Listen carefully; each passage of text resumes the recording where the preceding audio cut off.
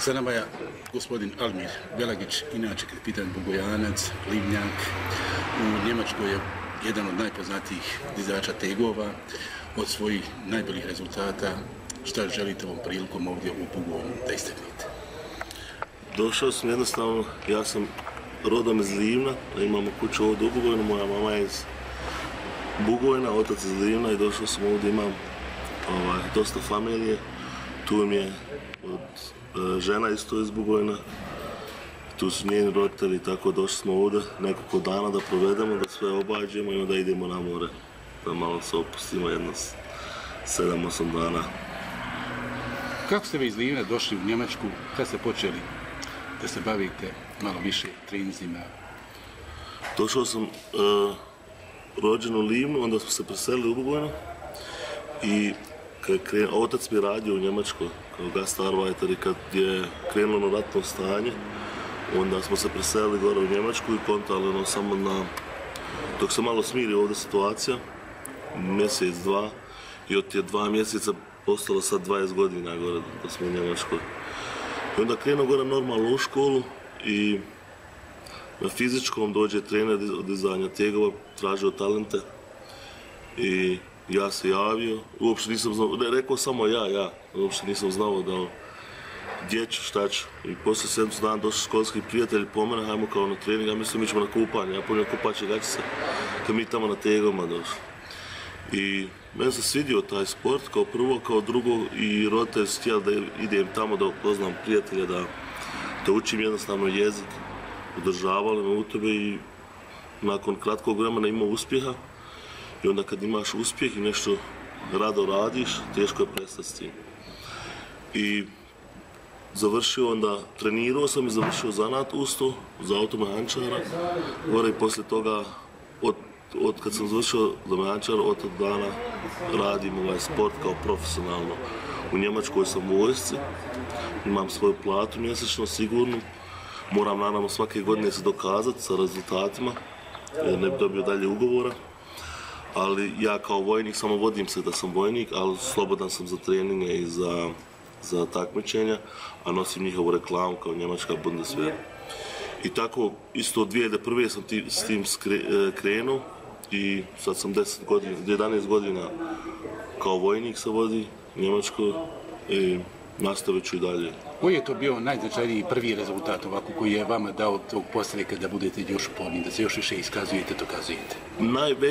Najvažnije mi je bilo kad sam prvi put odšao na evropsko prvenstvo ili svjetsko prvenstvo bilo i bio na televizoru. To mi je bilo nekako najvažnije. To je nekakav dokaz što sam svima dokazao da sam baš ja nešto. Koje je to godine bilo? 2006. Da sam ja, baš da je to ozbiljan sport i da to nije, jer prije bi idi na takmičenja, na primjer njemačko prvenstvo ili evropsko, ali nije prikazivala televizija. I kad sam ušao u tu A grupu, ti među najboljih 10, onda je to televizija pokazala, onda kad su došli kući došli da su moji roditelji shvatili, to je baš nešto ozbiljno, to je nešto dobro, to je...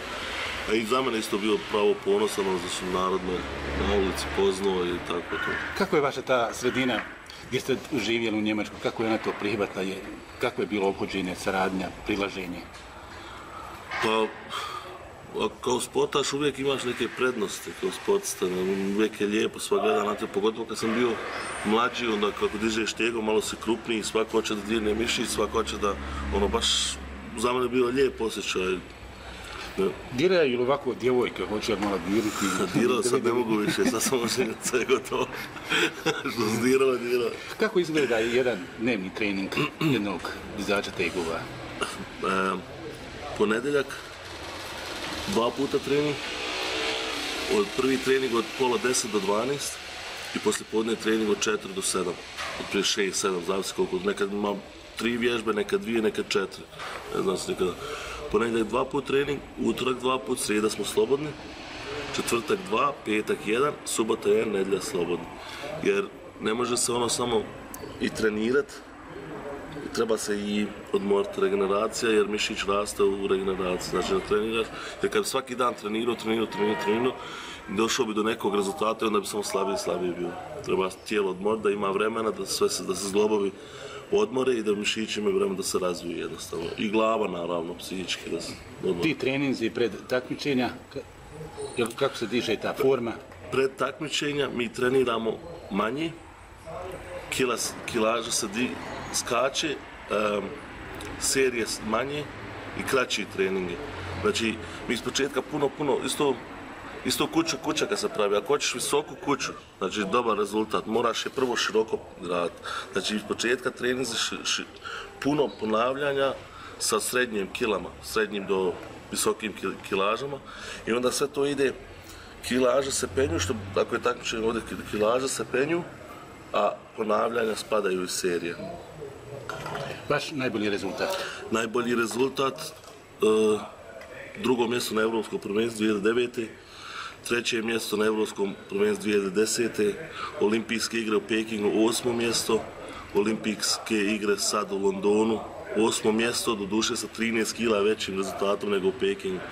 Taj rezultat sam veoma zadovoljan, ali sa 8. mjestom nadao sam se možda 5., 6. mjestom sa tim rezultatom, ali sad je tako, pa vidit ćemo ako mogne još 4 godine u Riju, onda tu medalju da uzmemo. Koji vam je najveći onako trzaj? Da ste najviše digli? Trzaj 192, baš sad u Londonu, 2 kile poboljšao i izbačaj 235. To je skupa 426 kila. Ne u istom, znači jednom sam digao 192, 234, to mi je najveći rezultat, a u drugom turniru sam 235, ali manje je trzao.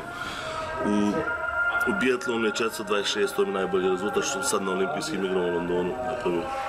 Baš je ovako sport, ta disciplina kojom se vi bavite, ona je vrlo atraktivna, interesantna, ovako i ljudi više mjerkaju to, ulaze u dubinu da je to ipak ispoljavanje snage i kvaliteta, ali je tu i snaga povezana direktno sa koncentraciji sa mozgom i tako da te stvari.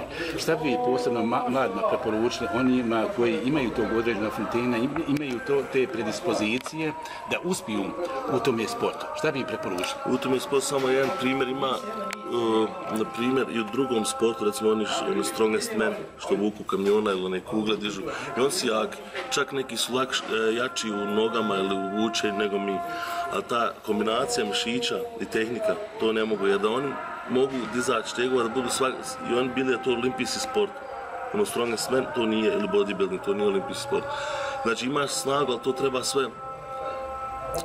sve skupa da radi, sve mišići zglobavi, da bude stretch, da može, znači iz početka kreneš treninga ne samo gledati na snagu, nego iz početka kad krenu mladići treba više na tehniku gledati.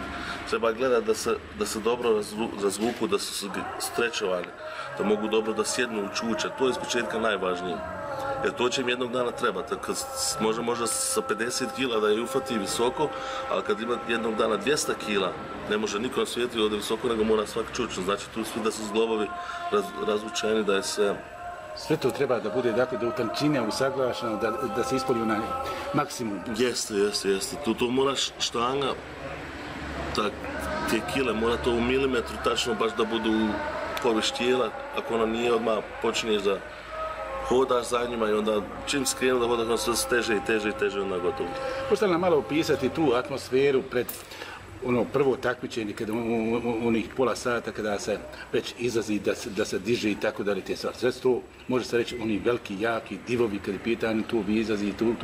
Kako se vi tada osjećate? Pa mi imamo 2 sata prije takmičenja vaga. Mi imamo 8 različitih kategorija. Dobro, kod meni je kategorija plus 105, ja mogu imati koliko god hoću kila, znači open end gore. Onda cijeli dan trema, ne može da se jede, noć prija isto ne može da se zaspe, zato što ne znaš kako ćeš se osjećati, to je to. I ako si u dobroj formi, jedva čekaš na taj turnir, a ako baš nisi dobar bio na treningu, onda ima ono malo pođeš kao sumnja i šta znam, ne ide ti se na turnir. Taj voljni faktor puno znači? To puno znači, to je u glavi onda. Znači ako sad, ko što je u Londonu bilo, kod mene ja sam jedno čekao da uzmem onu štangu na takmičenju da pokažem jednostavno da sam jak, da sam dobar. I tako je bilo, onda ideš veso u to takmičenje i onda jednostavno sam sebi rekneš sad ovo sat i po, 2 sata ovog takmičenja. Zato sam trenirao cijeli život. I ovdje ću sad dokazati svima pogotovo samom sebi, da nisam džaba oblikom vremena investirao i svega, nego pokazat ću da sam najbolji, ili ne najbolji, nego jednostavno dokazat ću da mogu svoj novi rekord da budete bolji od sebe? Bolji od sebe, jer ja ne mogu ništa protiv rezultata od moje konkurencije, nego ja sam gledam na sebe i na kraju koje će mjesto ispast, onda vidim na tabelu. U dizanju, u treninzima i tako dalje, kako ruke, ima li žuljeva?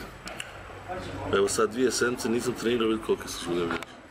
To ponekad stvarno ovdje cijelo žulj, to se iščupa skroz dole do kostiju skoro. Tako je, a nama ovi žuljevi, to je, bez žuljeva ja ne bi mogu dizati tegove, znači to kao štiti nam ovu kožu. Ali ipak nekad se desi da baš ono skroz otkine koža. To je ipak lakše nego kad je pitan šta? Ti žuljevi olakšavaju kad je pitan u tome dizanju, ruke otvrdla, ojačala. I samo je treba dakle uskladiti sve da se iziđe na trening, onaj motivacioni faktor da bude takav da vi budete još bolji, još uspješniji. Mi vam ovom prilikom želimo još boljih rezultata u narednom periodu i to možete na povjerenju vas. Hvala vam lijepa. Hvala puno.